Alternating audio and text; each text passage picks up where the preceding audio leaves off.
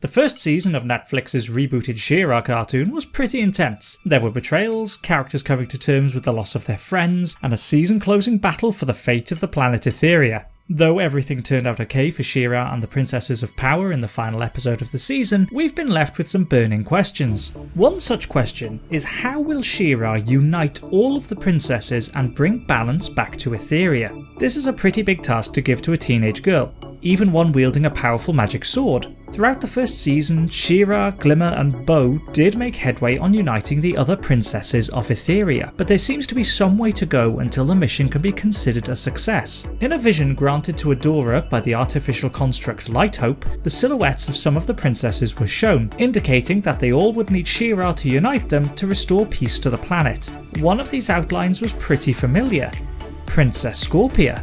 The Force Captain of Hordak's evil Horde will, at some point, need to join the other princesses for Etheria to return to its harmonious state. There's a couple of problems with this. First, Scorpia is a member of the Horde.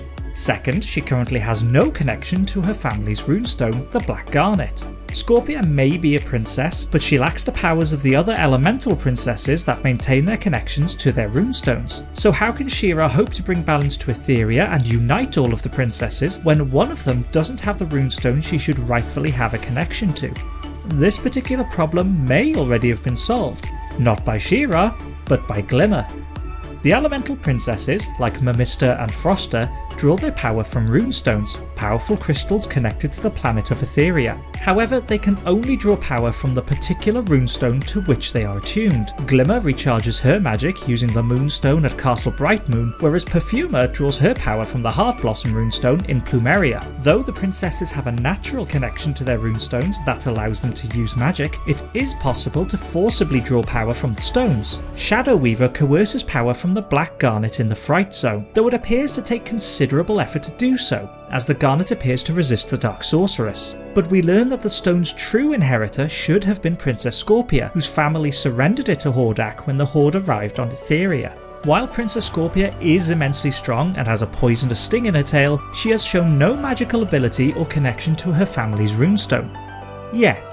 When Glimmer was captured and imprisoned by Shadow Weaver, the sorceress contained the princess in a field of energy that appeared to be fed by the Black Garnet. When Glimmer attempted to use her teleportation powers, she was initially unsuccessful. The field of energy interfered with the princess's magic and caused significant discomfort when she tried to use her powers. But when Adora was in danger of being mind-wiped, Glimmer, with great effort, did teleport out of the magical field to rescue her friend. This caused severe pain to Glimmer, and even after escaping the Fright Zone, she was intermittently racked with pain as dark energy coursed through her. Even when she recharged using the Moonstone, the runestone she is naturally attuned to, Glimmer was not cured of the affliction, still experiencing painful glitches at random intervals and unable to use her powers.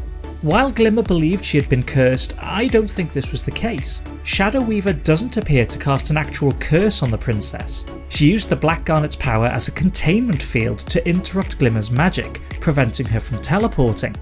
I should warn you, Princess, any attempt to teleport through these restraints will only cause you pain. It seems my Black Garnet and your powers don't mix. Glimmer forcibly breaking through this magical barrier by using her own magic may have somehow given her a connection to the Black Garnet, possibly by drawing some of the Black Garnet's power into herself to boost her teleport power and escape. Or the Garnet itself was somehow looking for its corresponding princess and created the connection with Glimmer in response to her power. Either way, we know that someone that isn't inherently linked to a runestone is capable of manipulating its power, as we've seen both Shadow Weaver and Princess Entraptor do exactly this, although in different ways. However, neither the sorceress nor the inventor had their own runestones to attune to, whereas Glimmer had an existing connection to the Moonstone. Opening herself up to the Black Garnet interrupted her inherent magic and linked to her runestone, and the conflicting connections to the two runestones caused Glimmer's painful glitches. The effects of the Black Garnet only stopped when Glimmer apparently focuses the affliction into her father's staff and unleashes a burst of energy into Princess Scorpia. In the battle at Bright Moon, when Glimmer confronts the Horde soldier, it appears that the magical effects of the Black Garnet may move from Glimmer into Scorpia. This initially appears to be Glimmer managing to harness the foreign power in her body and expel it in a single attack, knocking the larger fighter away. What I believe happened is that the adopted connection to the Black Garnet transferred back to the rightful owner, Princess Scorpia. We know that Scorpia's family were the owners of the Black Garnet before the arrival of Hordak and his Horde. They surrendered and gave control of the runestone to the villain, who then allowed Shadow Weaver to use the crystal to fuel her own power. This would mean that Princess Scorpia is the rightful inheritor of the Black Garnet's powers. The transfer of this connection from Glimmer, who is already attuned to the Moonstone, back into Scorpia may not have the same negative effects on the larger princess. Scorpia has no other magical attunement that would interfere with the energy from the Black Garnet, and if she had a natural connection to it anyway, as the other princesses appear to have with their own runestones, then we may see Princess Scorpia develop new powers and abilities over the following seasons as she learns to control the Black Garnet. Whether this means she may eventually leave the Horde and join the Princess Alliance, or she remains in service to Hordak as a potentially powerful threat to She-Ra and her allies, remains to be seen. Hey guys, thanks for watching. I hope you enjoyed this She-Ra theory. If you'd like to see another theory, click one of the boxes on the left, and click my face up above to subscribe, and I'll see you next time.